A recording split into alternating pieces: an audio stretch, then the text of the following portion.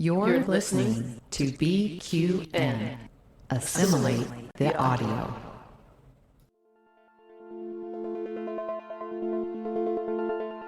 Infinite diversity.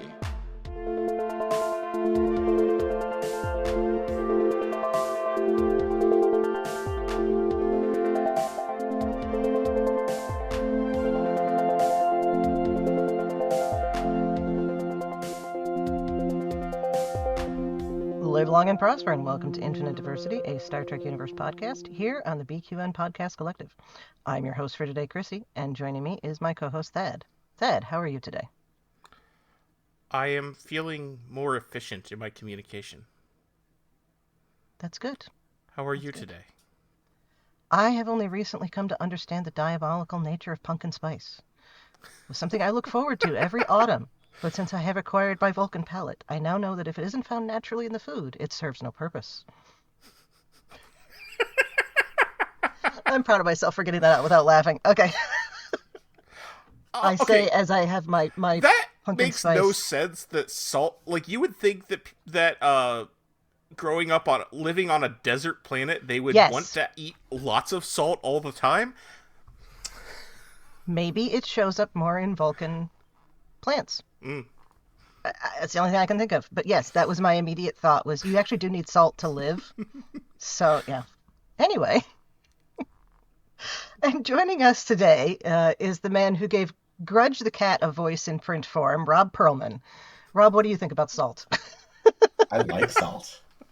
Me too. Salt it up. Yeah. Salt. Before we jump into our topic for the day, we'd like to take a moment to thank our Patreon patrons who make our show possible, particularly our associate producer, Carl Wonders. Listeners, you can hear your name listed as one of our associate producers for a monthly subscription of just $10, and your subscription of any amount at patreon.com/BQN keeps all of the shows on the network ad-free. I don't think we have any news this week, right? Not that I'm aware of.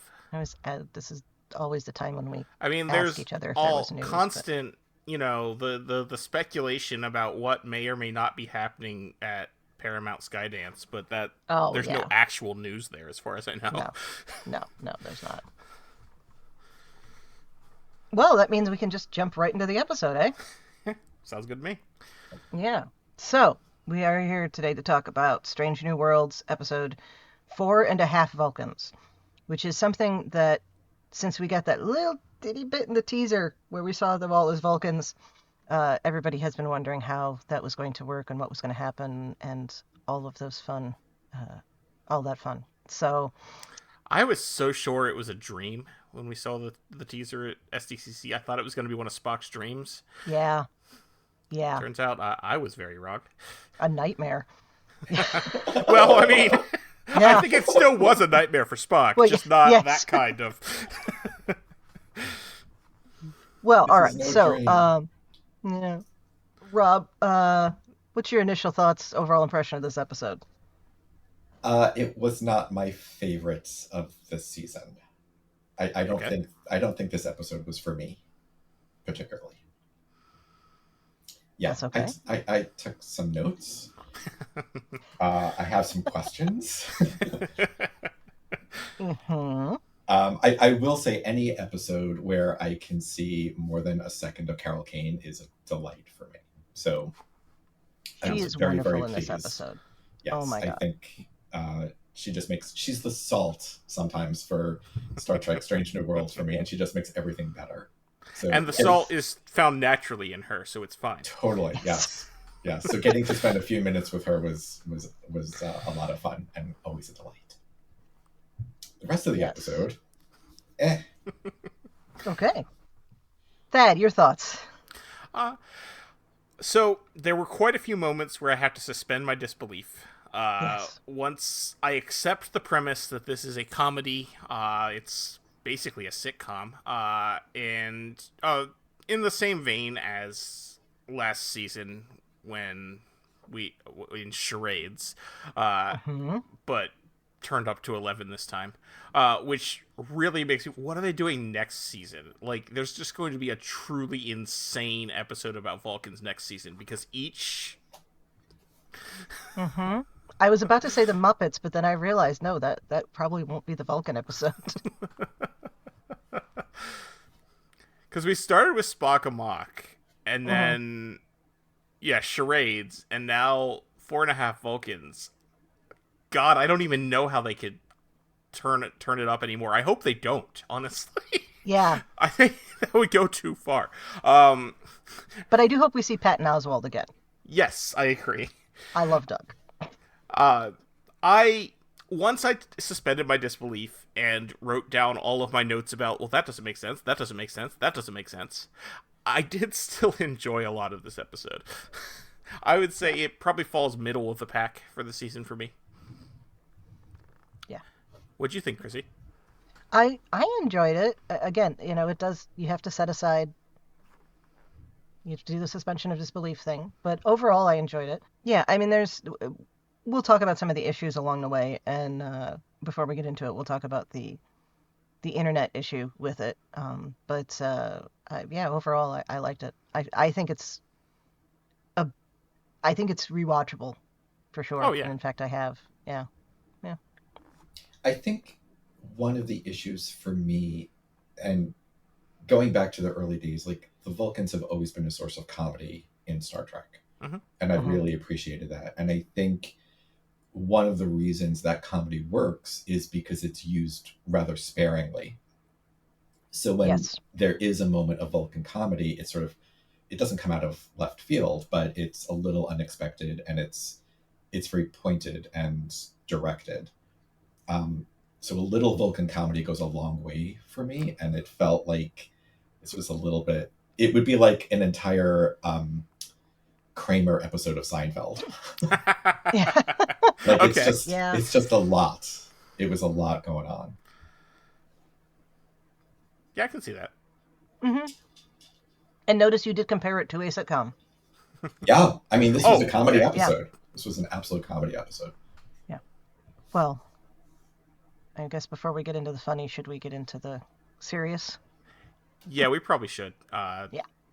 The reaction to this episode has been mixed at best, I would say. Yeah, I was expecting this episode to be divisive because comedic episodes in Trek are always a bit divisive, and this one was over the top. I didn't realize there was any other issue with it until you posted that thread about the person saying that the people who had an issue with it were wrong. Did you guys see the teaser or whatever they showed in San Diego? Yeah. Did they change it at all? I don't think so. I mean, I didn't go back and rewatch it, but I think that was just that whole section of the episode, as far as I could tell. It was the beginning part where they transformed. Yeah. Yeah. I'm trying to think. I don't think we get the LSD comments. No, we did. I remember that. Oh, we did? Okay, well then never mind. Anyway, okay, so the issue has been, there's been a lot of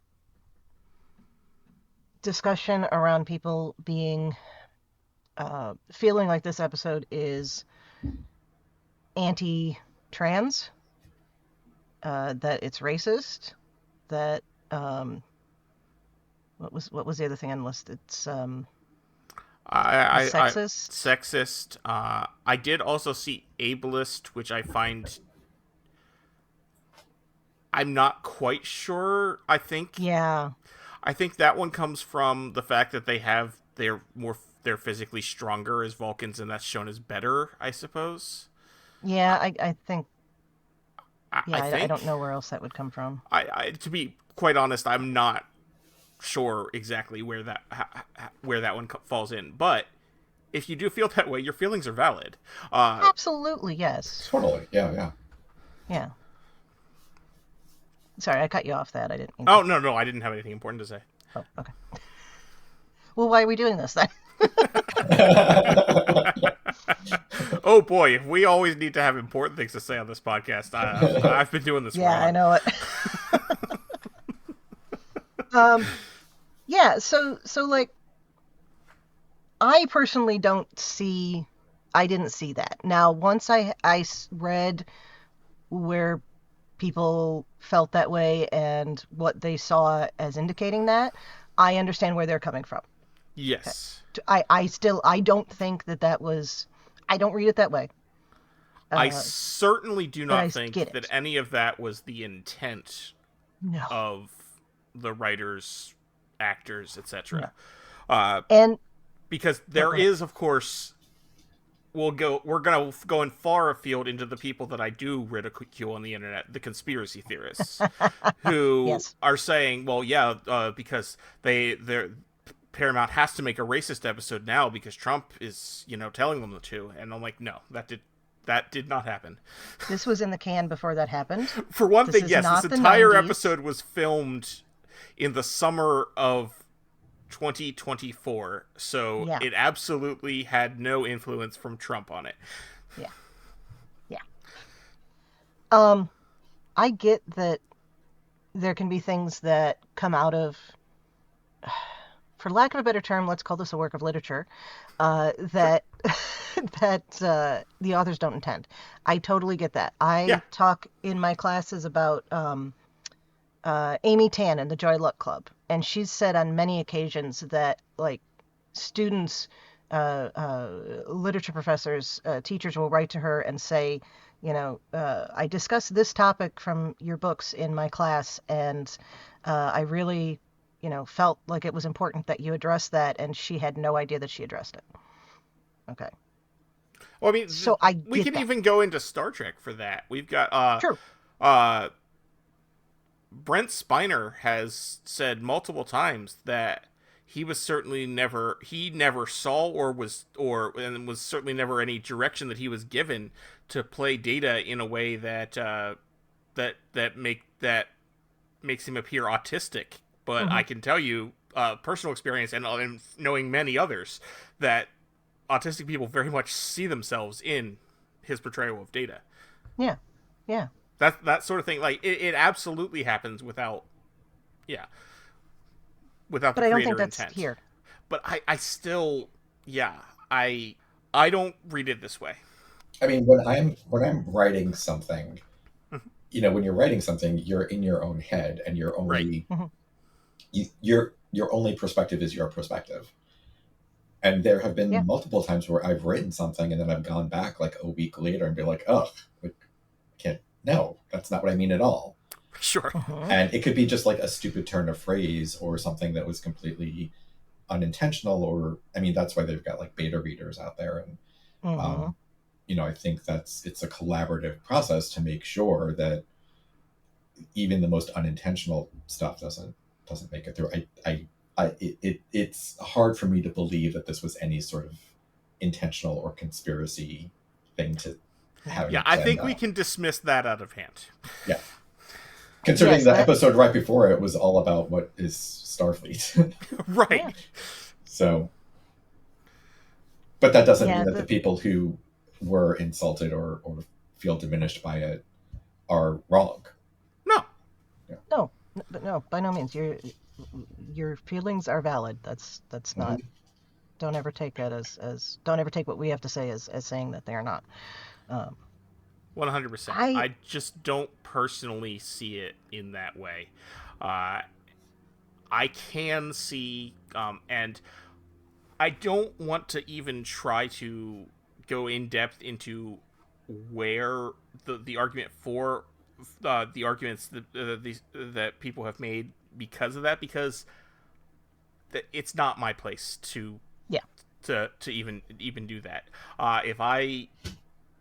There are plenty of people out there who have made very, very, very good points. I would say you can certainly find other creators who have done videos on this. Other podcasts will most likely also cover this. But I think in our case, what we can say is address that there are people who feel this way, and their feelings are valid, and feel free to listen. In fact, I encourage you to listen. It's always important to see other people's viewpoints. 100%. I mean, we are infinite diversity. Yes. The entire concept of this podcast is we get different viewpoints on things. So absolutely listen to these people, understand where they're coming from. But for us, we're going to address this episode the way we saw it, which did not directly have an anti-trans message or a racist message, as far as I could see. Yeah. And you all know our handles on various socials, so you can feel free to tell us off. Absolutely. It would not be the first time that someone has told me off on the internet, and will certainly not be the last. Yeah. I said I was sorry for that one time, Thad. I was really cranky. It happens. You don't have your coffee in the morning, and well, there was that one time I tagged you in the comment on a photo where I was at one of your panels and clearly not paying attention. So. Oh, really? Oh, yeah. Yeah, there's a photo from the book club on the cruise this year where you can see me in the background talking to somebody else. Oh, yeah. Nice. Well, obviously you were just having a side discussion about how important the topic was. I was going to say, that was the one totally. moment. Yeah, yeah. Okay. I slave behind the scenes for you people, and that's how you repay me. I could have Patty LaPone your ass through the whole thing. And... Hey, listen, if I was willing to get up at an ungodly early hour on like day 4 of the cruise to come to your book talk. Yeah. All right. You get points. You get points. What is an ungodly hour on a cruise? Like noon? I want to say it was like 8 or 9. It was something pretty early. It's on the earlier side. Not bad. And like by like day 4, it's so much harder to do things in the morning at the end of the cruise than it is at the beginning. Yeah, I'll bet.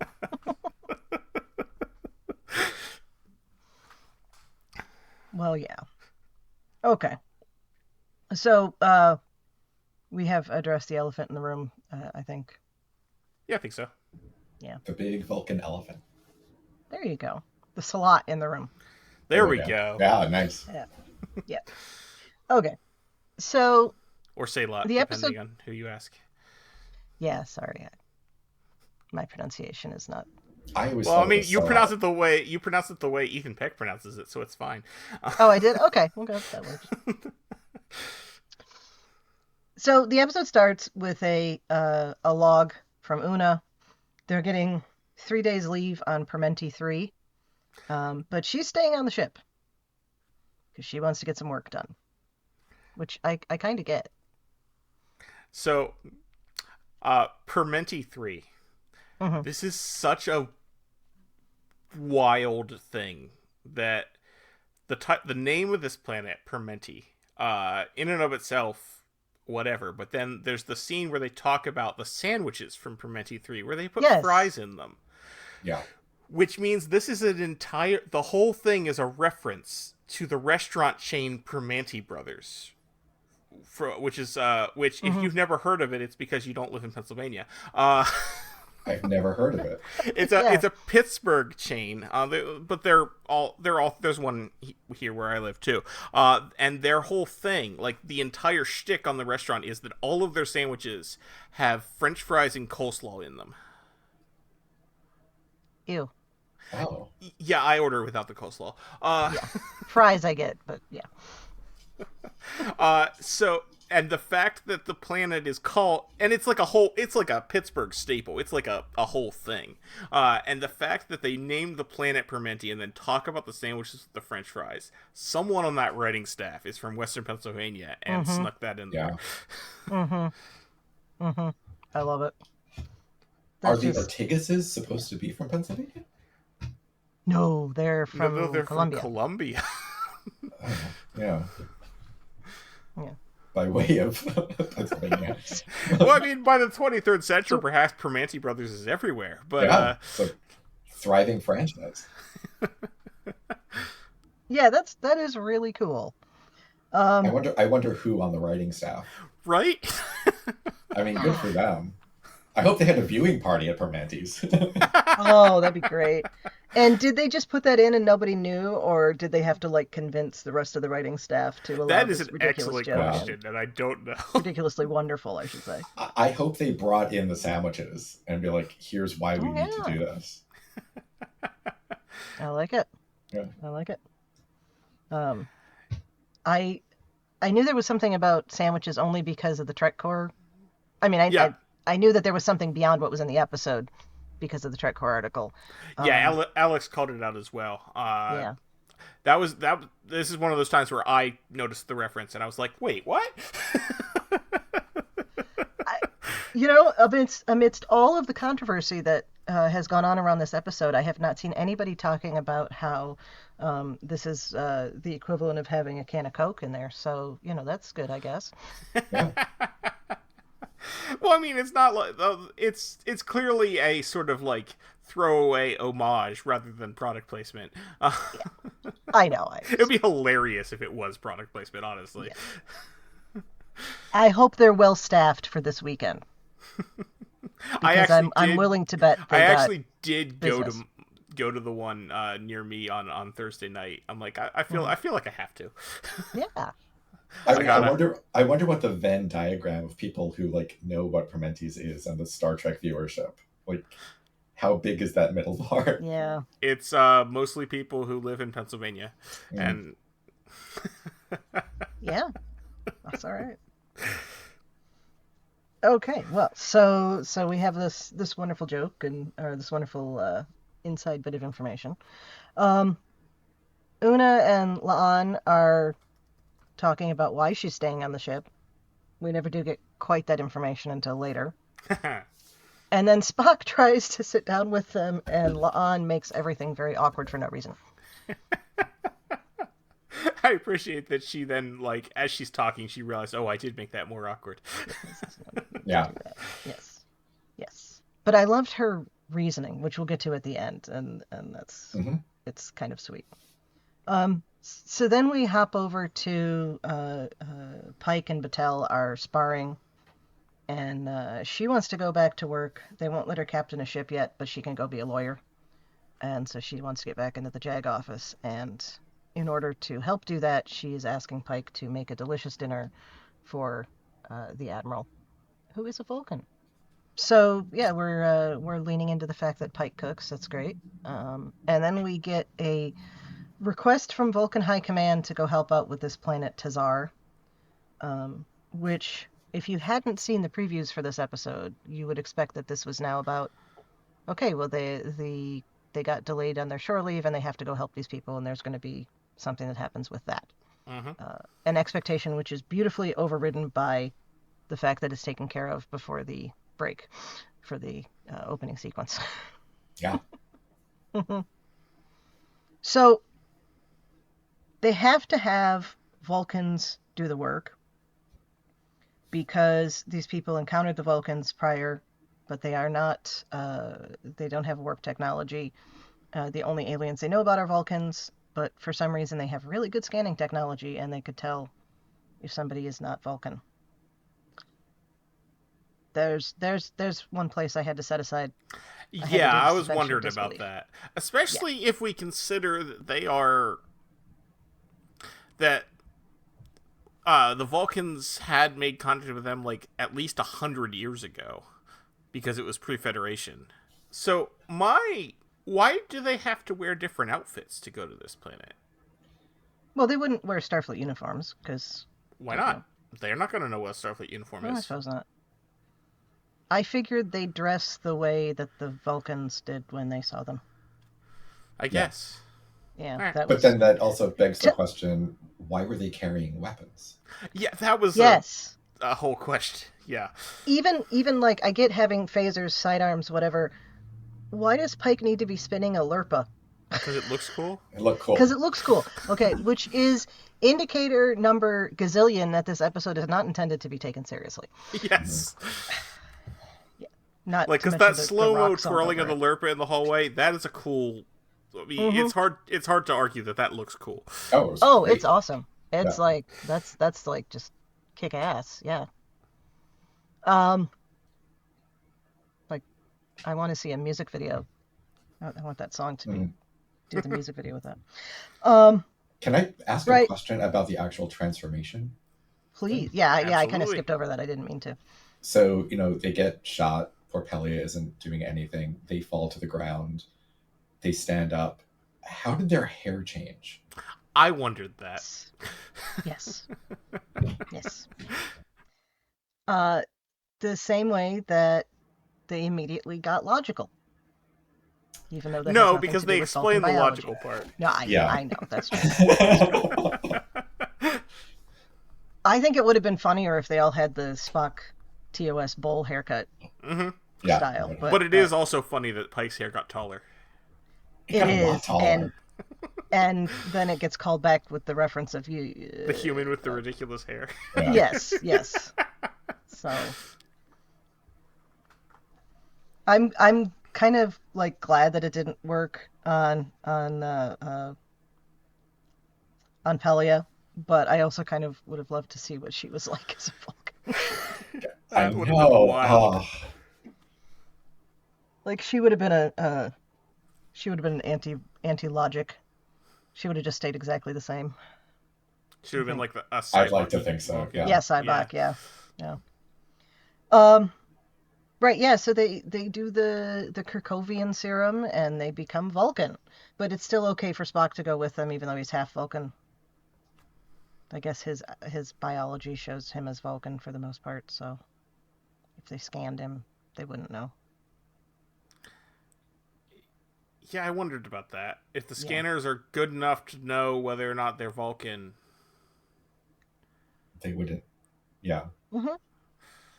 Like, I feel like it seems to me like the scanners should really just, all they can tell from the scanners is that they're not the people that live there. Like, yeah.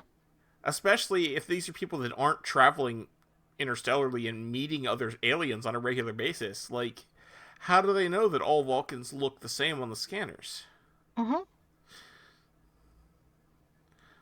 This feels like they could have just put on some pointed ears and beamed down as humans, and the scanners would have said, "Oh, this person's an alien," and it would have been fine. Yeah. But plot. Yes. Yeah. Maybe they take X-rays so they know where the heart is and those sorts of things. Okay, but they could be like, walk through. Like from like these are like the different Vulcans. Yeah, they're from the south. Yeah, exactly. Lots of planets were the stubborn Northerners. Yeah. Right. Yeah. And the fact that they get in and out so quickly makes me feel like they wouldn't have even run into anybody. Like they probably anyway, didn't even see any of these aliens. Yeah. Mm-hmm. Whatever. We're supposed to understand that they only did that quickly because they were Vulcan. So. Yeah, and again, this is yet another example that this is a comedy and not to be taken seriously because it doesn't matter whether they were Vulcan. It still shouldn't have. Yeah. So. Especially when none of them were engineers.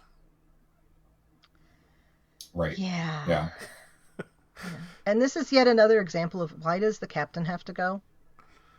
Okay, like I understand sending a medical officer just in case, but why does the captain have to go? It's so Anson Mount can give us his terrible Vulcan impression. Where he talks like this? Yes. Yeah, where I saw somebody on Blue Sky say that he sounds like Beldar from Coneheads, and I can't unhear it. You know what? Wow. I wouldn't be surprised if that were intentional. In that. It seems like a deep enough cut where he would have meant to do that. Yeah, I like that. But you're right. I didn't even think about that. Like, logically, sorry, no pun intended, Scotty should have gone. Yes! Yeah, why wouldn't Scotty go? Well, because Pelia was there. Well, yeah, but when it didn't work for Pelia, they should have then, done Scotty. Yeah. But then, plot. And we don't, I don't think the comedic seriousness of the Vulcanness would have worked as well with Scotty because we don't know him well enough yet. I mean, we know what he's to become, but we don't know who he is right now. Yeah. Although I would have loved to have heard all of that Vulcan logic with a Scottish accent. Yes. Yes. Oh, well. All right. Well, not so much for the we're going to be saying that this is suspension of disbelief a lot, so that's okay. Yes. Right. So they come back, and Bega hits them with the hypospray. They should turn back into humans, and then they don't. So now what do? We have to figure it out. Well, And now then we get the theme spoken in a monotone. Mm-hmm. Nice touch. I liked it. I think Yeah. it should have been for like as a like full like reference thing. He should have said to seek out new life forms, like Leonard Nimoy does at the end of Wrath of Khan. Nice. And he should have fixed the split infinitive too.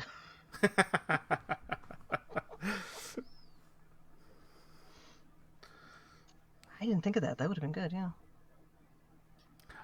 One thing that I thought was neat, in the theme, they added the space jellyfish from last week. Yeah, that was nice. I really appreciate that they're willing to mix things up with the theme like that and not just keep it static. You know, maybe change it once over the course of the whole series. It's nice. Yeah, I think we can thank Lower Decks and its constantly evolving space battle for this. Right. Yeah, and the fact that it's not practical anymore, you know. Well, yes, it's there's all digital, that too. So the fact that they're just video files that they make. Yeah. But I think the idea probably came from what Lower Decks was doing. So yeah, I like that. So they go to sick bay.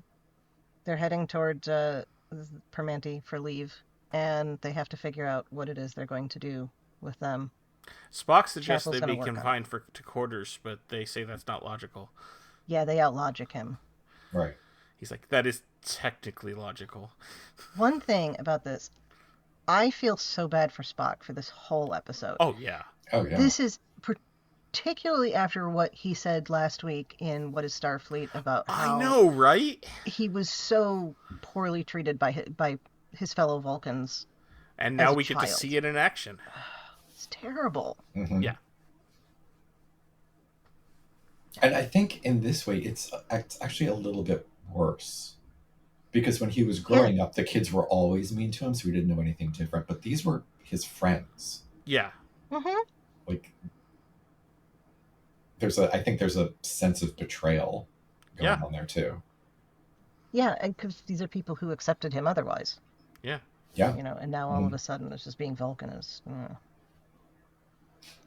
But I have one more question about... so they come back and they decide not to, change back into human. Why didn't they immediately change back into their Starfleet uniforms? I had the same question.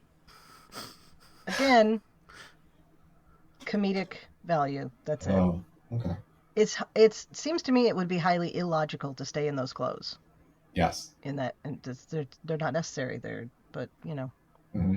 And in fact, it would be logical with among the hierarchical command structure to be wearing the Starfleet uniforms. Yeah. Mm-hmm. You notice Spock changes back immediately. Yeah. So maybe that was intentional. Anyway. Yeah. It's like, oh, that's something only half Vulcans do. There aren't any full Vulcans on the ship, so... And this is still at a time when you don't have a lot of mixed crews going into what we learn on TOS. Do they wear Starfleet uniforms on the Intrepid? Like, I would have assumed they did. But I would have assumed as much, too. But maybe it's Vulcan science, or... what do you call Well, Pike's captain on the Farragut last episode wore a Starfleet uniform. Oh, yeah, Kirk. Oh, yeah, that's right. Kirk's captain, yeah. Oh, yeah. Kirk, sorry. Yeah, not Pike, Kirk. Yeah, which, by the way, I didn't see anyone complain about that, but I will, and that's probably because we've seen other Vulcans at this point. I will just point this out, because I have seen this complained about occasionally in the past. There is no canonical source to say that Spock was the first Vulcan in Starfleet. That is something that fans made up. Yeah. Yeah. That's... Yeah. I don't Fans remember never about do that, though. Oh, no. There's so much fan canon from the original series because for all that time it was the only thing there and the fans could do whatever they wanted. So there's all those stuff like the Enterprise is the only Constitution class ship to make it back and stuff like that, and all those things never actually exist anywhere in canon. It's just things that fans have been repeating for years. Mm-hmm. Yeah. But that makes it true if you just repeat something enough, right? Yes, totally. Yeah. So Chapel goes to work on the serum, and then we cut to Uhura in the bar. Again, not a logical place to do whatever work she was doing, but that's fine. Well, no, it's because she in. was planning to meet Beto there, I believe. Oh, okay. All right, I'll give you that. Yeah, so Beto comes in, and we immediately learn that he is not terribly great at emotional labor.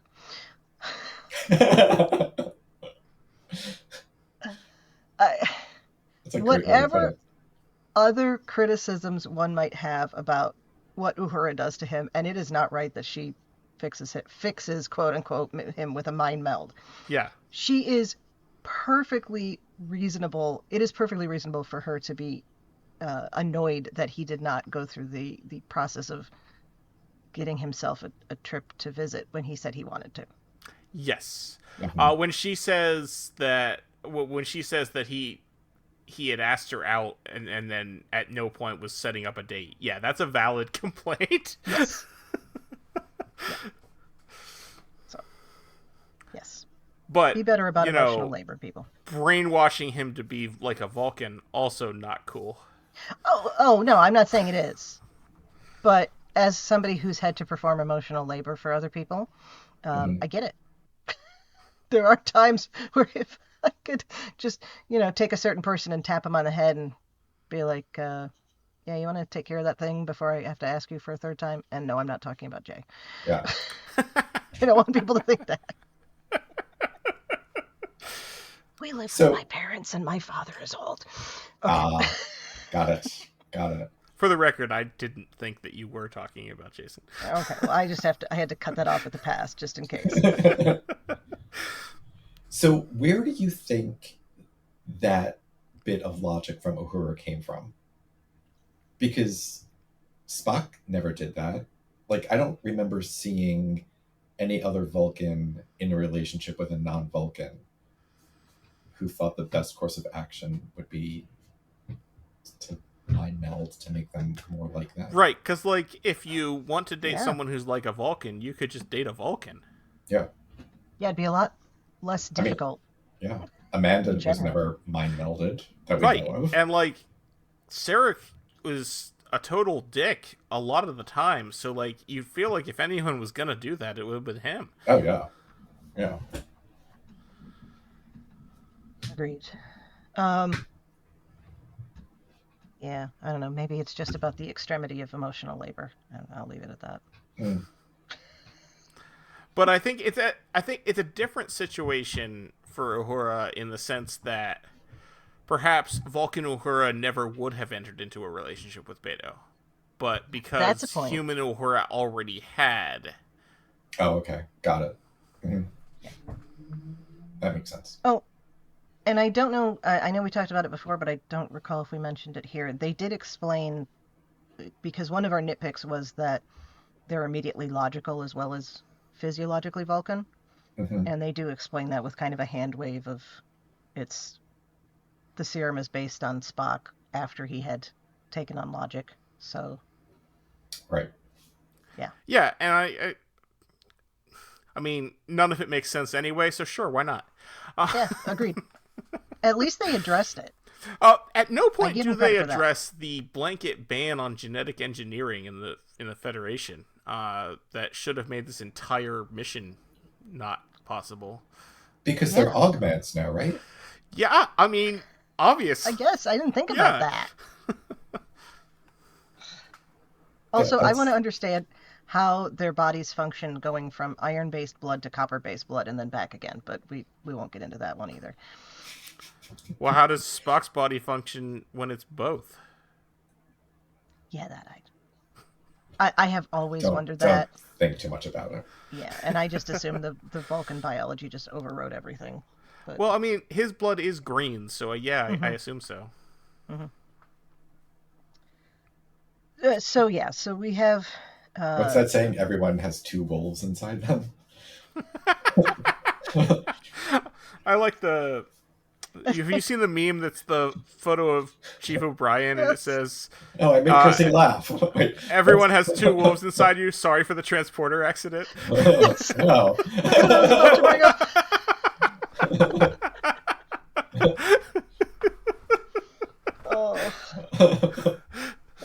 Thank you, daily picture of Miles O'Brien on Facebook.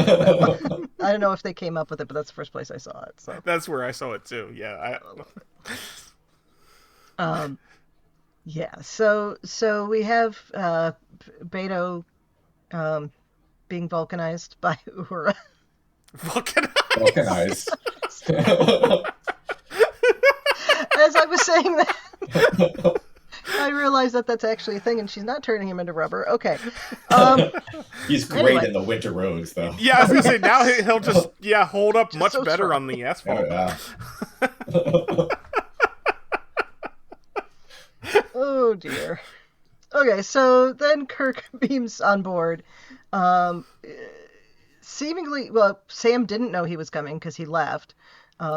So Scotty greets Kirk as Lieutenant Kirk, or Lieutenant, I should say, since I don't speak with Scottish dialect. But shouldn't he be at least a lieutenant commander by now? And I feel like he was even called Commander Kirk 2 episodes ago. Well, but then we don't get to hear the wonderful lieutenant. That's true. Yeah. I mean, but like, as the executive officer on the Farragut, I feel like he was probably more than a lieutenant. Yeah, I think I'm not going to go on whatever his rank braid says, because none of those have made sense since this series has started. But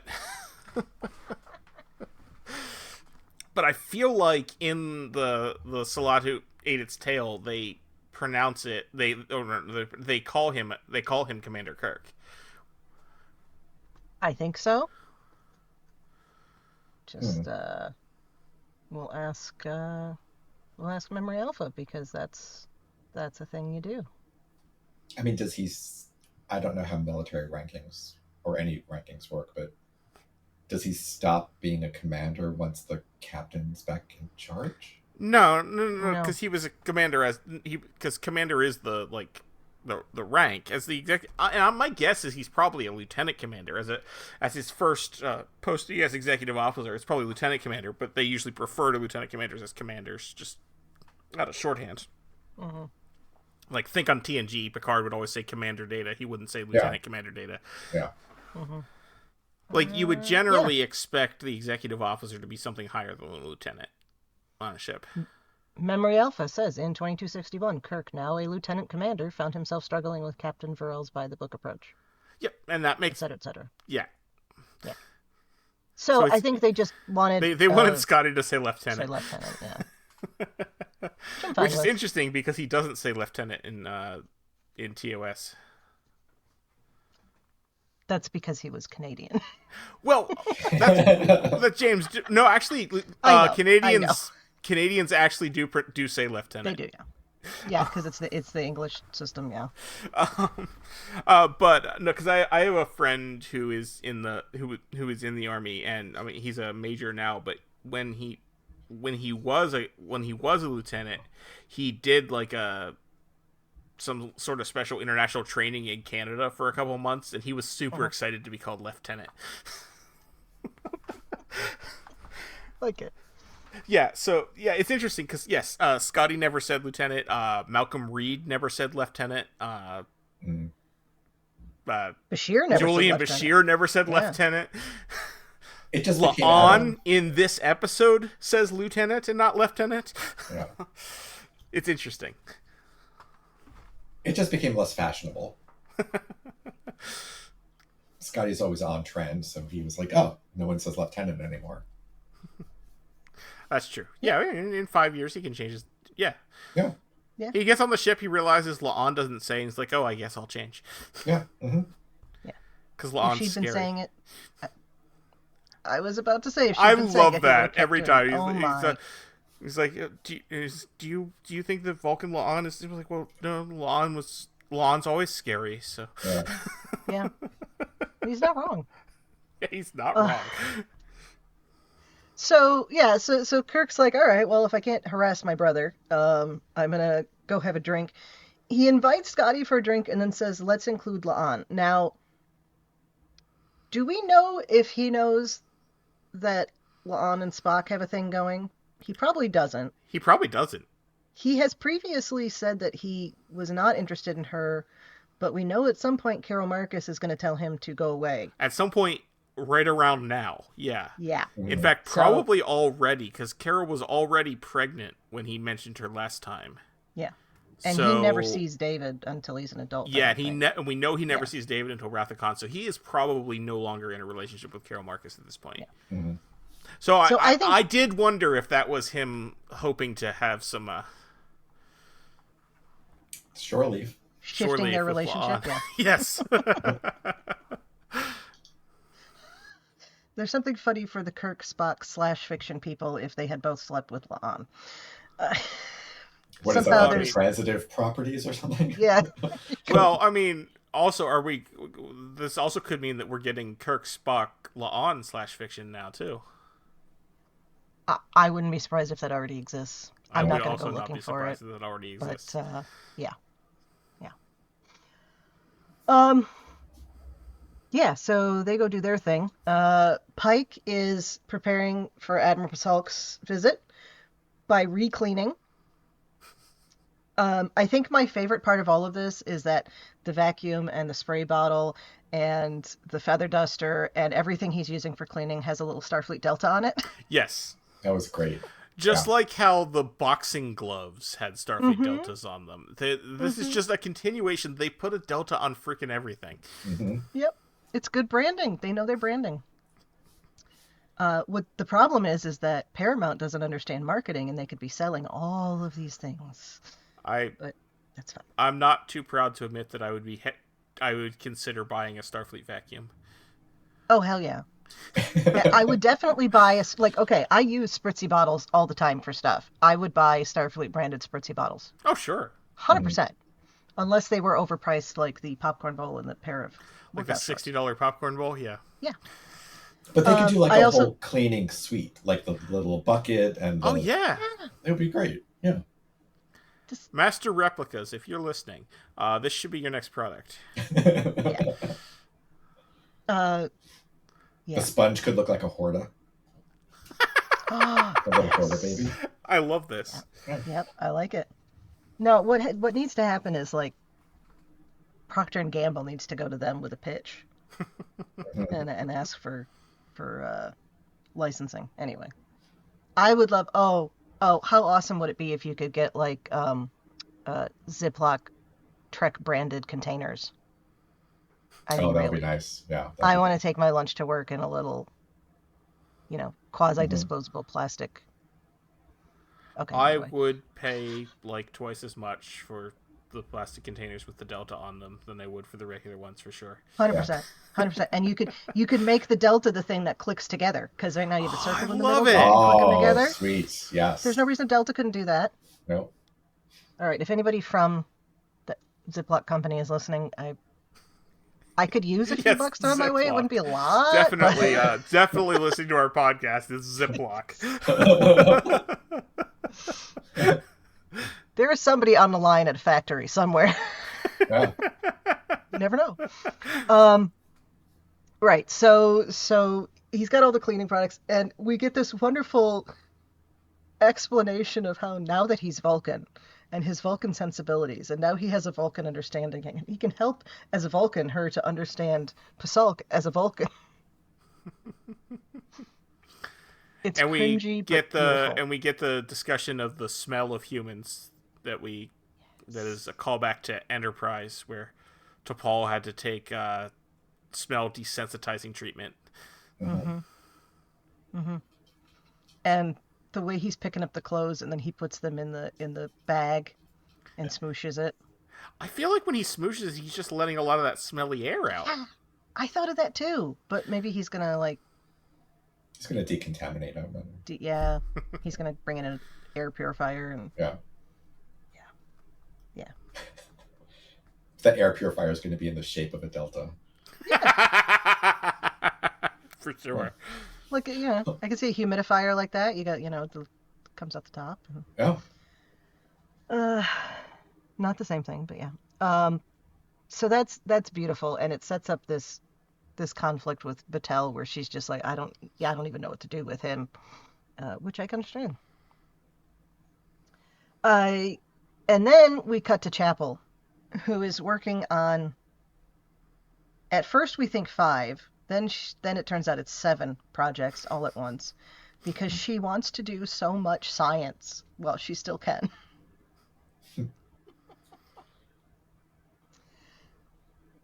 Here's where I came up with an entirely different metaphor for what this is talking about.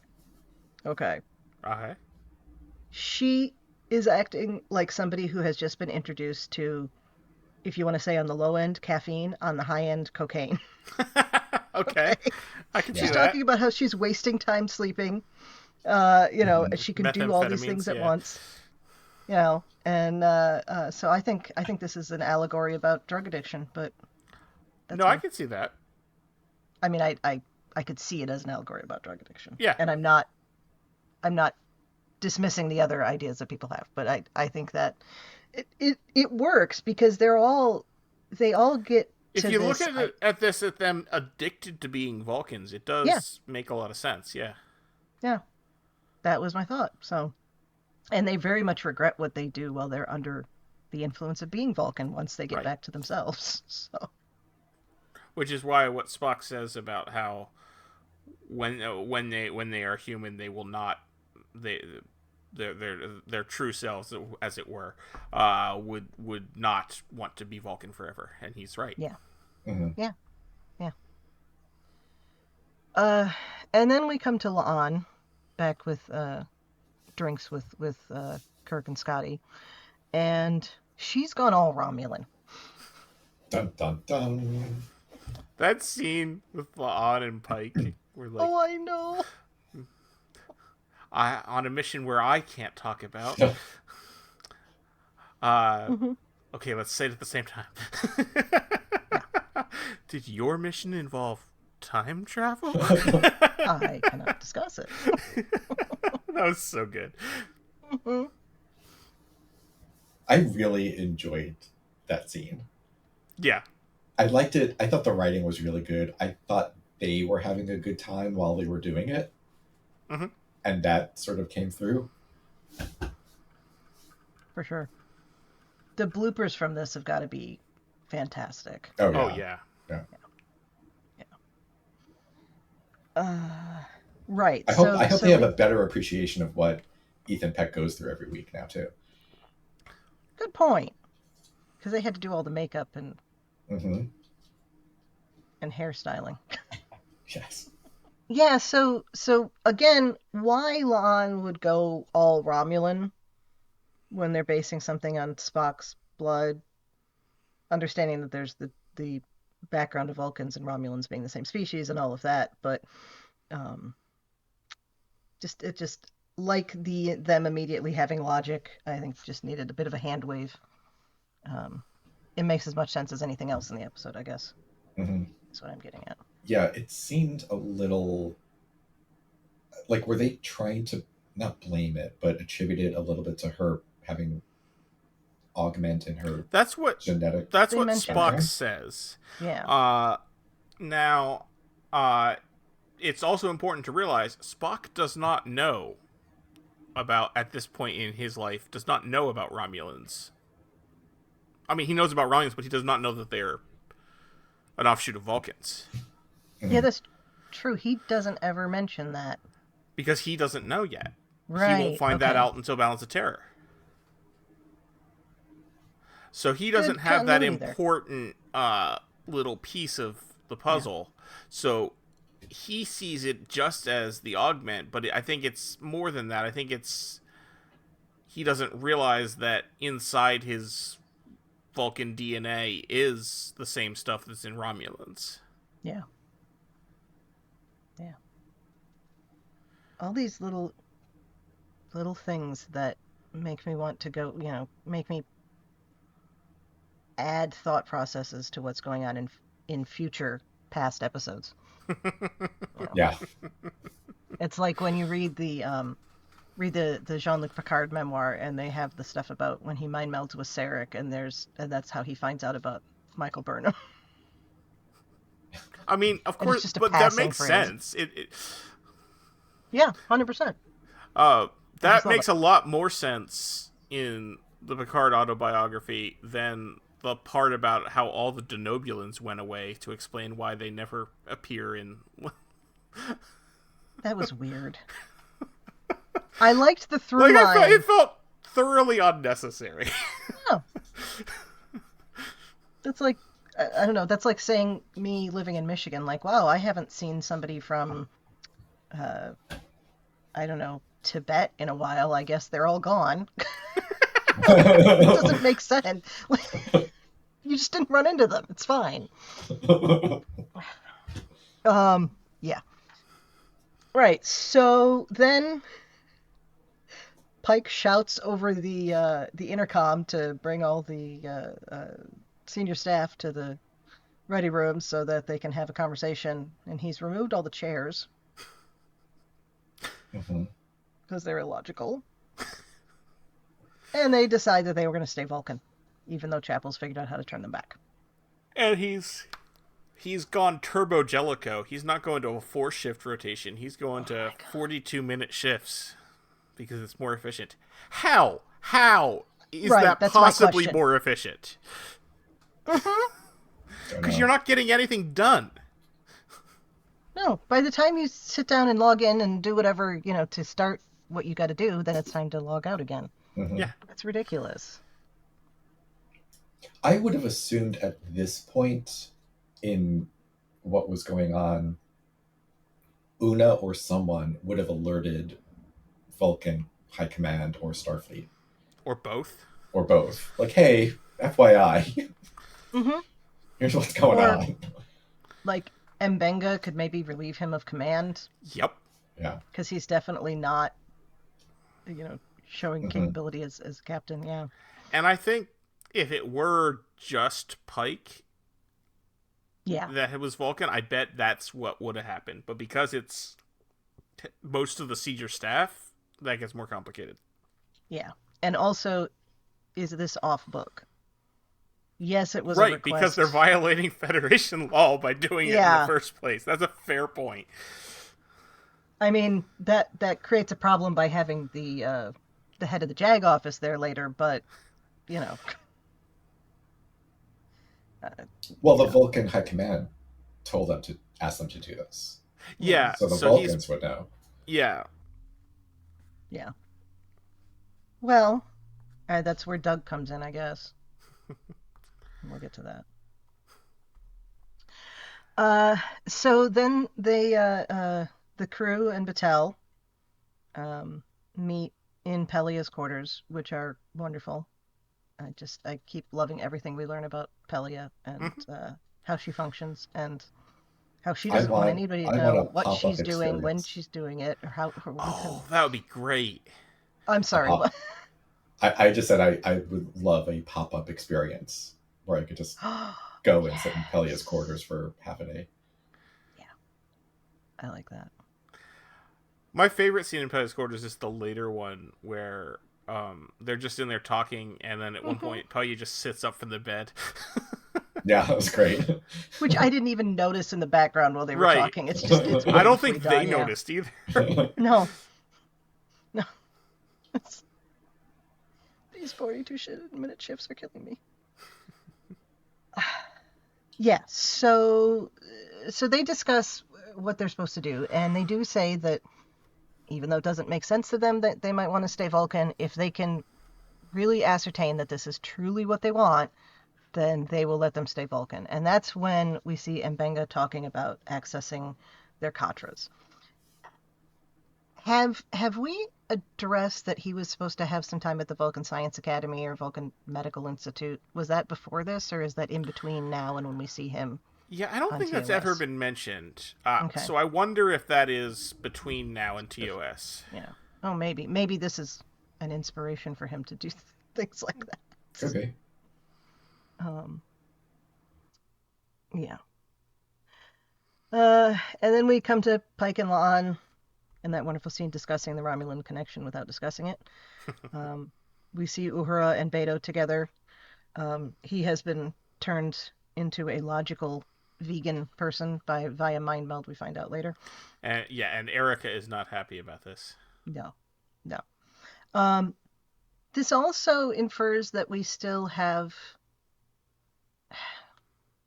Would that be an issue if we're using replicated meat that is created from matter on the ship? Yeah, we've gone around on that before. Yeah, is replicated meat not vegan? Because I feel like it would be, because no animals are harmed in the creation of the meat. Yes. As Admiral Vance says, it's just literally shit. Or are they going back to the same sort of argument? Like, because there are some vegans who consider vaccines not vegan because they use animal products in the creation of vaccines and stuff like that, and sometimes or on a slightly different thing, but also to vaccines, there are some pro-life people who consider vaccines not okay because originally when they were created they used stem cells. And it's the same, like, you could see the vegan argument that they had to scan and they had to use real meat to make the profile for the replicated meat. So then you could say that at one time an animal was harmed in the creation of this replicator profile. Yes, you could say that. So I don't know. I think some vegans would say replicated meat is fine. I think some would probably say it's not. I'm not vegan, so I can't. I'm vegetarian. Okay. I mean, I would think it's like, is it an animal protein or not an animal protein? Right. And that's a complicated question. Yeah. Because if it's made from shit. Yeah. Right. But like, if your point is it an animal protein, but not, did it come, because it depends on whether you're saying, is it an animal or did it come from an animal? It's like, I could see arguments both ways on this. Okay. Rob, how do you feel about lab-grown meat? Oh, that's the answer, yeah. I don't know. Fair enough. I mean, like, I'll yeah, That's I right. don't know. Like, I'll eat like Beyond Burgers and Sure. Impossible, but But those are I don't like think- soy based. yeah, I don't think I would eat lab-grown meat. Yeah. Then I'm guessing you probably also wouldn't eat replicated meat then. Probably not. Yeah. Yeah. But I would eat replicated cheese because it's cheese. Well, yeah. I'm not Well, a vegan. I was gonna say, as a vegetarian, I assume you eat non-replicated cheese too. Yeah. In great quantities. In great quantities, yes. What does Spock say at the end? So much cheese. So much cheese. So A much. great deal of cheese, I think. Great is what That's it it, says. yeah. I eat a great deal of cheese. Yeah, that's an interesting philosophical question that Yeah, and I think you would get some people that would say they would, and some people that say they wouldn't, and also then you would get some people who would say that they don't, but they would also say that it's not, that it's okay for. yeah. Because like, especially like on the vegan front, because vegan is as much a veganism is as much a belief as it is a diet, as from my Yeah. understanding. Yeah. So Yeah. like, there are probably some that would say that even if they don't, they would consider it okay for others to, and there are probably some that say that they don't and they wouldn't consider others to. It's a whole... You could do an entire in-depth investigation in my field, but we would really want to talk to an actual vegan if we wanted to go further with this conversation. Yes. Yeah. Yes. People who are vegans, feel free to chime in on this one. I think it probably depends on why you're vegan, too, because there are people who are vegan for medical reasons. Yeah. And health reasons as opposed to belief systems. Not everyone who's vegan is doing it for philosophical reasons. Yeah. And there's all sorts of... It's a whole spectrum on that. Like, because I have a friend who doesn't eat beef because he thinks it's and it's a valid point that it uses far too much resources to make beef, and it's bad for the environment. And I mean, those are true. Those statements are true. So, but he'll still eat chicken, for instance, because that does not have the same impact. Yeah. And in that case, we have had this conversation. He would eat replicated beef. Yeah, cool. Okay. Well, yeah, that makes sense because it wouldn't. Yeah. Assuming, of course, that replicators don't use a ridiculous amount of resources to make their food. In which case, then we've got a whole other problem. Yeah. Oh, yes. Okay.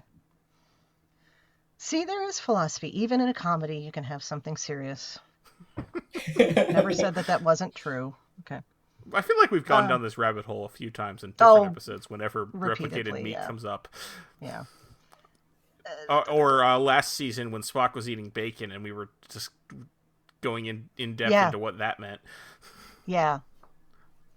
I can tell you that it can mean all sorts of things, but the people on the internet who are saying that it was anti-Semitic are wrong. Great minds, because I was about to bring that up and say basically the same thing. Rob, you look perplexed. I just... Because Nimoy was Jewish. Oh, I get it. Oh, okay, yeah. It's also worth mentioning that Nimoy ate bacon. Yeah. That's the point. Shatner complains about it in his memoirs. Nimoy would bring in bacon and egg sandwiches and eat them while they were doing his makeup. And Shatner thought they smelled bad. I don't know why I have that particular piece of information from Star Trek Memories in my head after all these years, but there it is. I mean, I can only speak for myself as a Jewish vegetarian. Okay. Seeing Spock eat bacon does not feel anti-Semitic to me. Because Spock is not Jewish, is the answer, right? I mean... Yeah. Because... And, you know... it's a lot of other things. It's not anti-Semitic. Yes. I think my whole thing on that is... I know many Jews who have various different dietary things that they follow, and I know plenty of Jews that eat bacon and plenty who do not. Mm-hmm. And it's like it's not anyway. That's a whole other episode that we don't need to talk about right now. Yes. The opinions are my own. I do not speak for the entire Jewish population. Yeah. I just the point is, I don't think it's anti-Jewish that Spock ate bacon. Whether or not Spock should eat bacon is a whole other question, but yeah. He was eating bacon. Maybe. We don't know if Pike uses replicated materials. I mean, he cooks, but that doesn't mean he doesn't replicate raw, but I would like to replicated think, meat. You know, he is a host. He is inviting his friends and coworkers. He is going to accommodate Spock's dietary absolutely needs. So he made a little thing of fake bacon for him. There we go. It's all good. And for some reason, Spock hadn't had that before either, which is fine. Or maybe he just didn't want to before. So, well, because it probably had extra salt in it. Yeah. Of course, that is inherent to the food. Okay, it's not inherent to the pork though. The salt is in fact added to. Yeah. It is inherent to it being bacon. Yes, but that I think that Vulcans would still consider it being added because the original food product that you turn into bacon did not have that much salt in it. Mm-hmm. Yeah. I mean, I would imagine Spock's opportunity to eat bacon are relatively limited. Yeah, Like if you're, probably. you know, if you're a Vulcan and the replicator's there, you're going to make, eat the stuff you ate when you were a kid. Mm-hmm. And unless someone says, hey, here's bacon, try bacon, Spock's going to be like, what's bacon? I mean, that's fair. Yeah. I mean, that's how I would use I would use the replicator to eat the foods I already like. Yeah. Yeah. Which brings us back to so much cheese. Yes. I would just eat so much cheese. Oh no, if I had a replicator, it would be a serious problem. But think about this, all right? It would and it wouldn't, because the replicator could be programmed to make junk food healthful. Oh yeah. So you could, but make it actually good, as opposed to a lot of the healthy junk food that exists today. That it really just feels like eating sadness. Yeah, mm-hmm. Yeah. You'd be eating happiness. You're creating it from the ground up. You could eat an ice cream sundae for dinner every night and get all the nutrients you need out of it. So, anyway, speaking of food, Chapel makes plum soup later.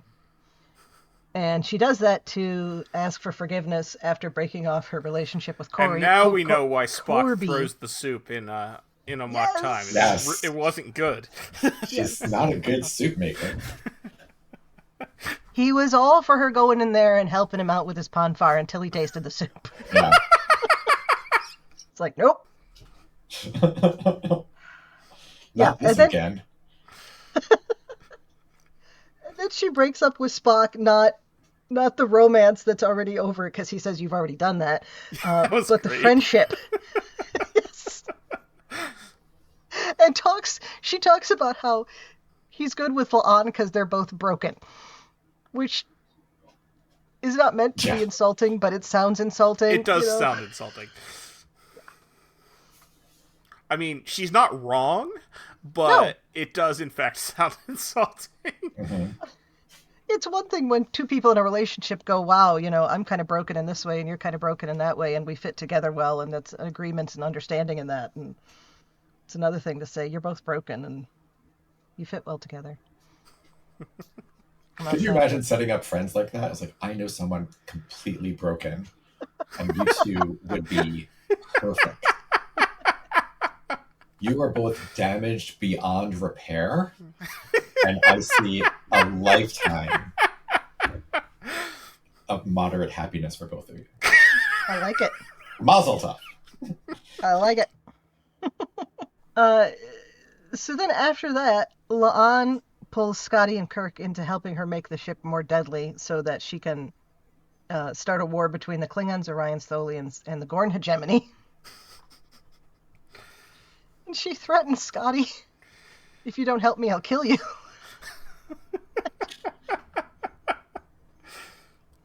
He's like, okay. He thought she was scary before. Yeah, really. Really. That's the real reason we don't see La'an later. Yeah. Scotty was like, I'm not staying honestly, here. I would watch an entire show about evil La'an, though. I mean, those Romulan management courses she has been taking is just really... What is Mirror La'an like? Mirror La'an is just like super chill and has no combat experience whatsoever. Yeah. She's a ship's counselor. Yeah. She does like makeup tutorials on Beto's cameras. Yes. Hi, Starfleet besties. So, Scotty appears to reluctantly agree to help, and then has set up a button to shock La'an so that she's I love that. rendered not scary anymore. Mm-hmm. After she and Kirk fight, of course, over the fact that he said he's not going to let her do that. So now we come to something everybody's been waiting for since we saw it in the preview. Patton Oswalt, the Vulcan. All right, so I love Patton Oswalt as Doug. Mm-hmm. I dislike the idea that Una cannot control herself in his presence. Yeah. I think that's another place where people were saying it's a bit sexist. I mean, it's shown that he also cannot control himself in her presence, but it's just not... It's put in a Vulcan way so it looks more controlled. Yeah. I need to consume everything that's happened to you in the last 15 years. Yeah. People do, in fact, become idiots around other people. It happens. Oh, yeah. Obviously. But... Been there, done that. Yeah. Yes. But it seems a bit much. Mm-hmm. I don't know if you remember, but my mind immediately went to an episode of The Golden Girls where they all fell madly in lust with this very short, unassuming guy. Like, they just could not control themselves, each and every one of them. And at the end, like, Sophia jumps on him, and I don't remember that one. Oh, it was a great episode because it's this, little sort of, a short, chubby guy, and no one can explain why everyone is so attracted to him, but each one of them are. And I thought, this is that. I didn't find it as much sexist as I did just sort of done already. I just didn't think it was fun. And we come back to the sitcom aspect. If they're playing with sitcom tropes, and this is absolutely one. Every sitcom I've ever watched has had at least one episode where this sort of thing happens. Yeah. I thought Pat Oswalt was fantastic. Yeah. In it, Oh no, he was great. Yeah. And I love this idea that there's this Vulcan family that is just obsessed with the way humans do things. Perhaps you've met my sister Sue. Yeah. Or my cousin. Susan. Yeah. All right, can I ask another question? Always. So his family's obsessed with humans. Yeah. He's been in a relationship with Una. One can only assume he's had relationships with other people. How did he not know anything about being human, about what they like and high fives? And I can see, certainly just being in a relationship with Una, I can see not knowing about high fives. Yeah. Okay, I'll give you the high fives. Well, Una okay, doesn't strike me as a very high five person. All right, I feel like the high five thing, I get the impression that since the episode where we had to get out the phones, Pelia has had a bit of a 20th century renaissance. And we see that at the beginning where she's trying to get Pike to high five her, and she's making the dumb jokes about Spock explaining things.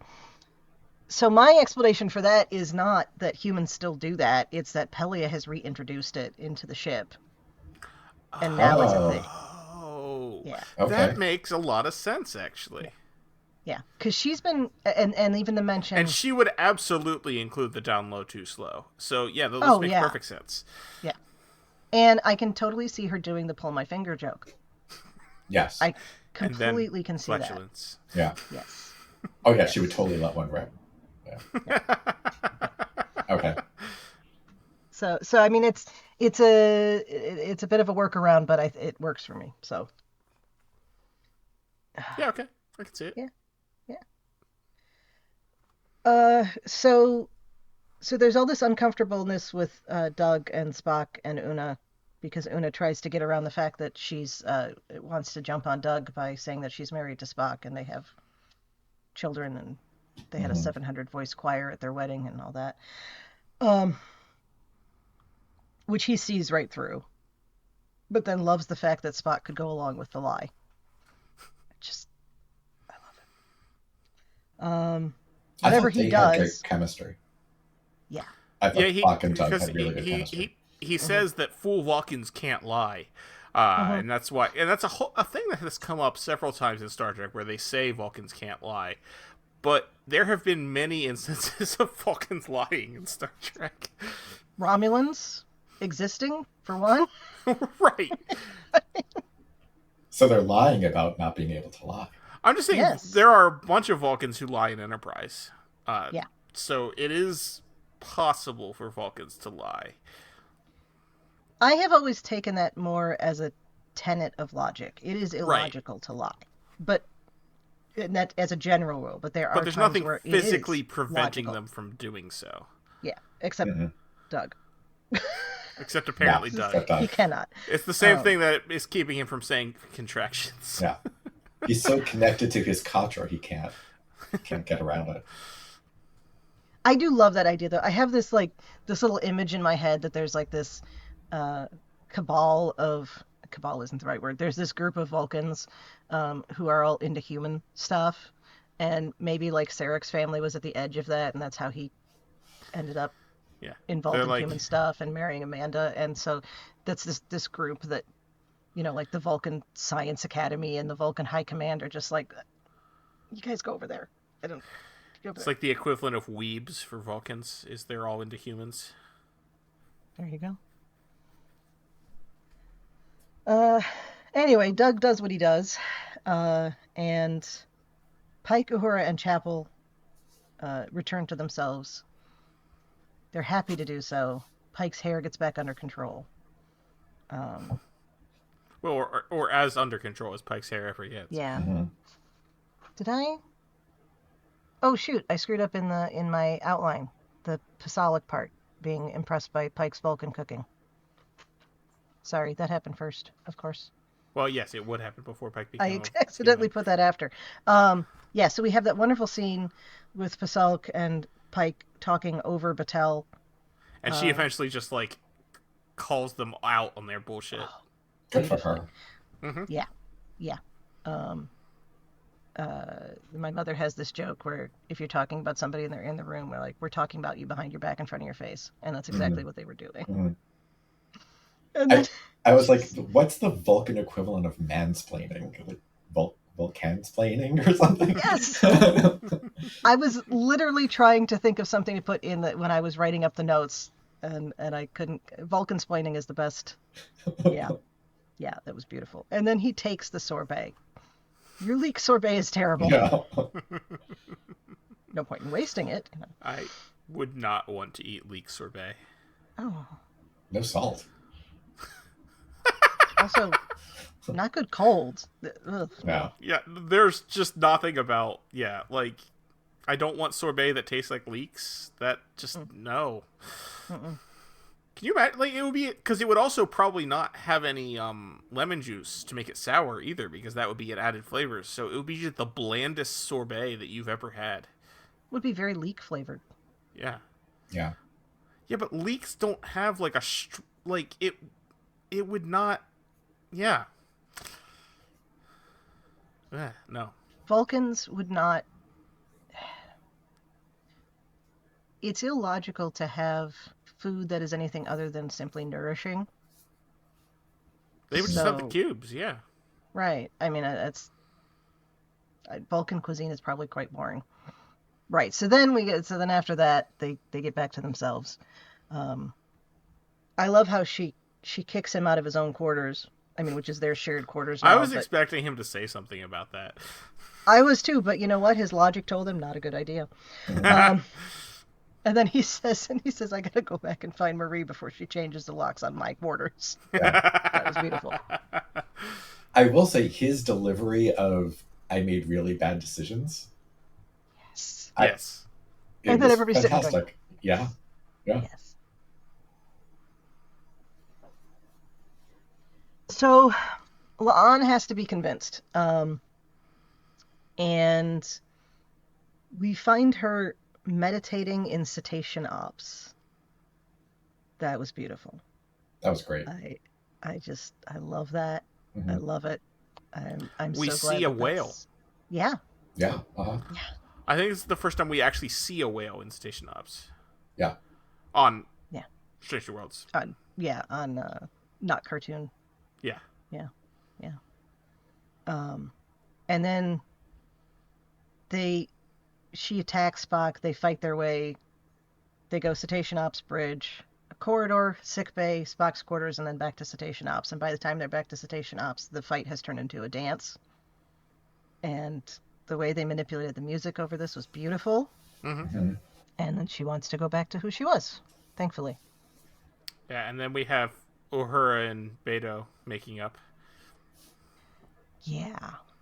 Right. She apologizes, discusses her trouble in communicating, and the irony that she's a communications officer. But again, we don't discuss the emotional labor elements, so that's fine. Right. Mm-hmm. Yeah. And then Battelle gets the opportunity to take over the JAG office because she told off Pasalk, which is beautiful. Yeah, I love that. Yeah. I like how Pike was genuinely happy for her. Yeah. Like, oh, this is like a real relationship where they really do like each other. Mm-hmm. Mm-hmm. Which makes it sad that she's probably doomed. Mm-hmm. We don't know that for sure. I said probably. Every possible piece of foreshadowing has implied it, but that doesn't necessarily mean she's doomed. They could pull a George R.R. Martin and go the opposite of what you expect. Yeah, they could. Mm-hmm. Everyone else, well, it's George R. R. Martin. Everyone else is gonna die, but she won't. Yeah. Right. Yeah, that's true. Although in the next episode, if she shows up in like a gold brocaded tunic, we know something is on the horizon. Mm-hmm. Mm-hmm. Chapel invites Corby and Spock to dinner to apologize. I loved how she just opens her door and they're both there. And she makes very bad plomeek soup. And Corby got there super quickly. Yeah, I don't know where he was. We'll just, I guess, assume he was nearby. I guess. I mean, maybe he got on a ship as soon as she broke up with him and was trying to figure out what's going on. I don't know. Mm. That's a wonderful thing about Star Trek and warp drive. People can get places in whatever amount of time is required for the story. Yeah. Yeah. Mm-hmm. So that gets worked out. La'an talks to Una and reveals that the whole reason she was having a freak out about their relationship with Spock is because he put clean socks in the dresser. One assumes so that he would have socks. Mm-hmm. Yeah. I mean, I can that again. We're getting sitcom plot lines again. Yes, the first thing I thought of was the Seinfeld episode before George gets engaged, and Jerry asks him if there are tampons in his house, and he doesn't know, and then he goes back and looks in his apartment in the bathroom, and there are, and that was exactly. Yeah. So I get it. It doesn't seem like La'an has really had a serious relationship where people might keep clothes at each other's quarters. So yeah, that's daunting. And it would be perfectly logical from Spock's point of view to be like, oh, she has an empty drawer and I occasionally need clothing here, so I should use it. And I don't need to tell her about it because it's perfectly logical. I'm confused about the empty drawer thing. Who has empty drawers in their bedroom? Yeah. Well, maybe it wasn't empty. Maybe he reorganized even if you dresser. could consolidate to give a drawer, I agree. There's no one else uses the drawers in my bedroom. It's just I live by myself, but I use all of the drawers in my dresser. Because they're your drawers. Right, exactly. Right. Yeah. I can see La'an being one of those people that is very minimalistic. Particularly if you can do things like replicate clothes. Which again asks why he's got socks in the drawer, but that's a different issue. So, I mean, I guess technically they don't have a lot of clothes other than their uniforms. Well, we actually do see them wearing, other than Spock, we see everybody, Spock always wears his uniform, but we see everybody else wearing off-duty clothes. They have casual clothes, but they probably don't have a summer wardrobe and a winter wardrobe. And... Oh, yeah. I wouldn't think so. Yeah. Or it's saved in the replicator, so. Now I'm picturing Pike in cargo shorts or something. Hawaiian shirt. Yeah. Oh, yeah. Short shorts, not cargo shorts. That's true. Mbenga would wear cargo shorts. But absolutely. Pike, yeah. Oh, yeah. Yeah. Mm-hmm. And then Kirk and Scotty have a drink.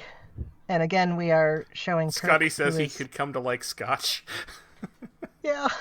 It's so sweet. We have a... Aw, it's so cute before the alcoholism sets in. Yeah. Scotty's ability to drink really is reflective of the post-World War II drinking culture. Oh, yeah. Yes. And the fact that everybody was ignoring the alcoholism that was perfectly fine within society. Yeah, no, so. I mean, Gene Roddenberry was a functional alcoholic. I mean, Yeah.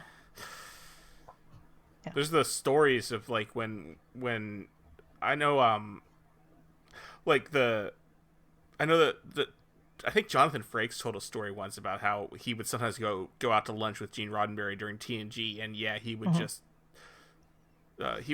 plow through cocktails. Yeah. 5 martini lunch. Yeah. So that's that. And they're going to make a good team, and we know that they will.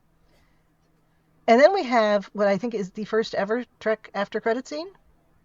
I don't recall any other ones. We have the during credit scene earlier this season in Space Adventure Hour. Oh, true. Yeah, I think this might be the first after credit. Yeah. Which I didn't know about until I started reading about it, and then I had to go back and watch it. A lot of people didn't. Yeah. Yeah. I was actually kind of lucky in that I wouldn't have known about it, except the first time I watched this episode, it was after we first got the screeners for it, and I happened to be working, and I would put it on while I was working, and so I didn't have a chance immediately to turn it off when the credits came on because I was doing something, and then that scene came on. I'm like, oh, and then I'm like, oh crap, did I miss these in the earlier episodes? Yep. And then I gotta go back and look. So But that moment at that's the beautiful. very, very end, when Spock smiles, is that Spock or is that Ethan Peck? Like, I am wondering if that was just them playing around, because Patton It's not Oswalt the is first time serious he Trekkie. smiled in Strange New Worlds. It's not. That's true, because he's freaked out way more. Yep. But I'm at a loss to know whether that was scripted or something that he and Patton Oswalt were doing that then they decided that they filmed it and put it on at the end. Yeah, I it feel almost feels ad-libbed. Yeah. I feel like the official, I think Spock ended, and then there was 6 seconds of nothingness, and then Ethan Peck came out and smiled. Yeah, that's And that made me really happy. Yeah. Mm-hmm. Yeah, that feels accurate. ad-libbed. But either way, it's great. Oh, yeah. A great deal of cheese. Mm-hmm. I want that on a t-shirt with a Delta. Yeah. A Delta made out of cheese. Oh, perfect. Actually, isn't there a Delta cheese board that you can buy? That's probably overpriced. So, I have a Enterprise-shaped cheese board. Oh, good. There you go. We should I knew contact there was the one. Baby Bell or the Land O'Lakes people. Just make Get Delta blocks of- cheeses. yeah. Oh, yeah, I would buy those. Yeah. I do like when he's talking about how slow the typing rate is. Are humans damaged? Yeah.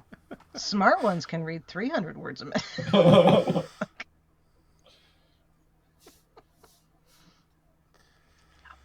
Yeah. So I definitely want more Patton Oswalt as Doug in the future.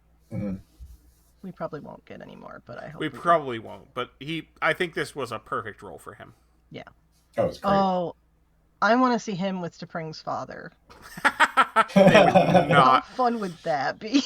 Yeah, that would be great. T'Pring's mother would hate him. Oh, absolutely. Absolutely. You could have T'Pring's mother and Sarek just sitting there Uh-huh. staring. Like, no. Meanwhile, everybody else is having a nice time. Yeah.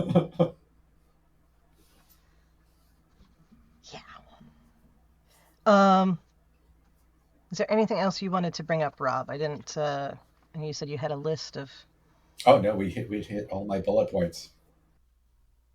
Oh, good. Okay. All my bullet points were hit. All right. Well, anything else we want to talk about with this episode? We also hit all of my bullet points. Cool. God, this was Vulcan efficient.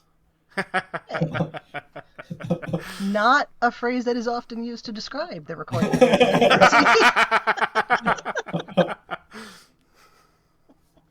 Vulcan efficient, and it still went almost 2 hours. Yeah, but there was a lot to talk about, so that's Yeah, okay. fair. this was a pretty.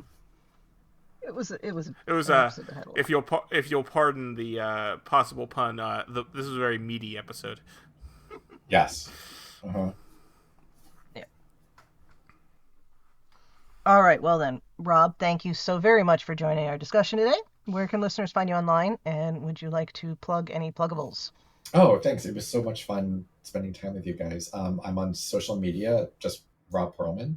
I've got a couple of books coming out, a couple of really interesting things next year that I can't talk about yet. Mm-hmm. But I'm super excited for them. But I've got some Marvel projects coming out this year and next year, and I've got a Strawberry Shortcake project coming out. I did not realize that was still a thing. It's still a thing. Yeah. Mm-hmm. Love it. All right. And I believe you are also in official capacity on the cruise again next year?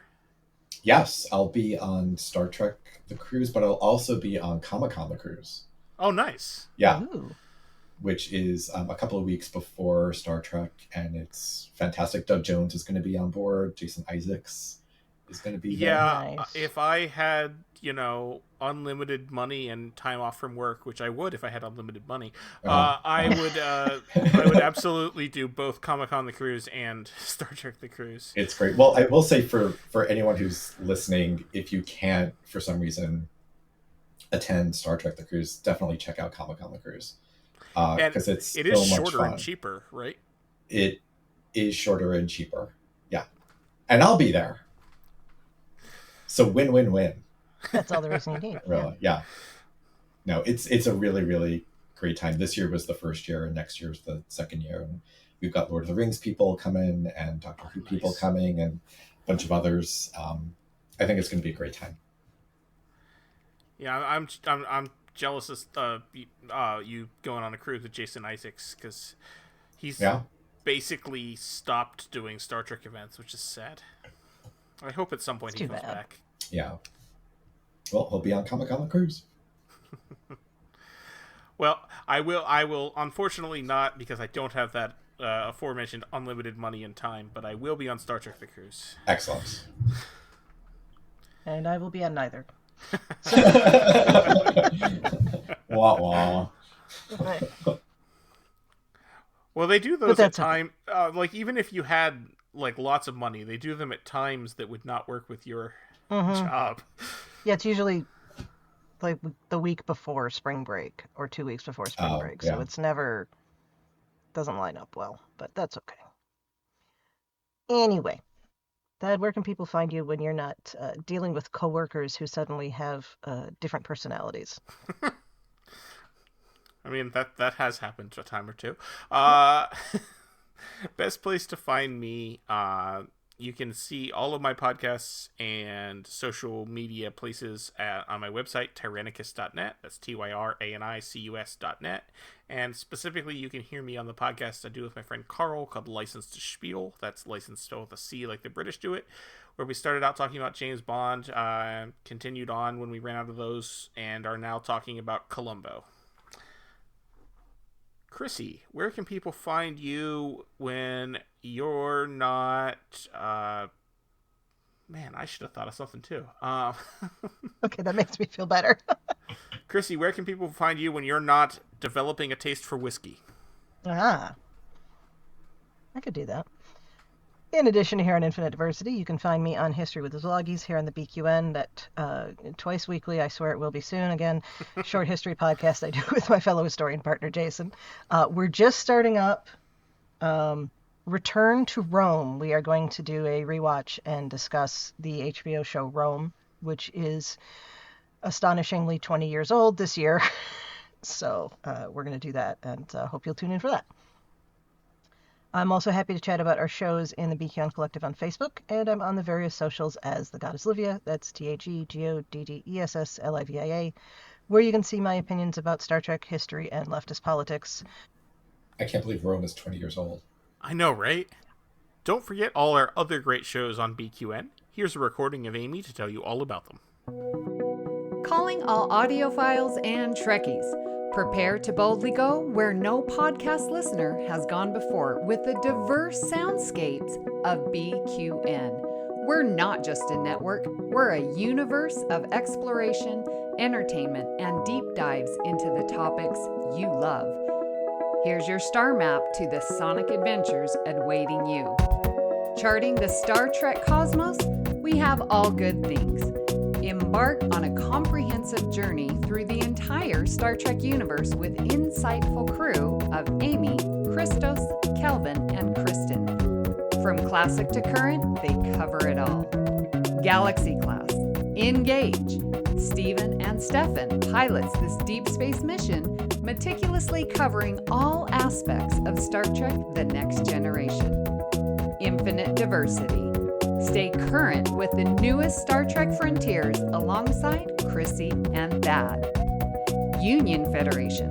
Whether your allegiances lies with Starfleet or the Planetary Union, Kyle, Kevin, Amy, and Haley offer a unified front discussing both current Star Trek and the truly Trek at heart, the Orville.